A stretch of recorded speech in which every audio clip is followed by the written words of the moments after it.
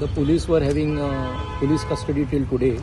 They have sought for judicial custody, which apparently means that they have completed their investigation insofar as police custody is concerned.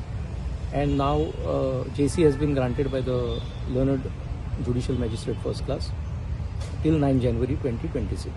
Sir, what about the bail? So far they have not filed any application for bail. Okay, sir. And some medicine has been allowed?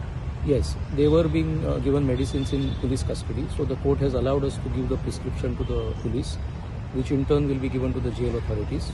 The Honorable Court has also directed that medical should be done and thereafter they should be taken in JC. So the cooperation with the police till now? Yes, I had told my clients, they have also been saying that they are cooperating.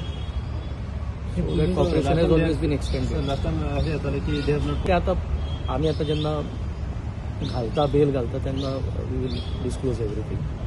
Sir, what about the other case, forging documents? There is interim relief from the court. Yes, that is coming up tomorrow at 2:30. We expect the prosecution to file its say by Because tomorrow. another accused are in, again extended the police custody. Court has extended the police custody. Apparently, I have learnt about it just now.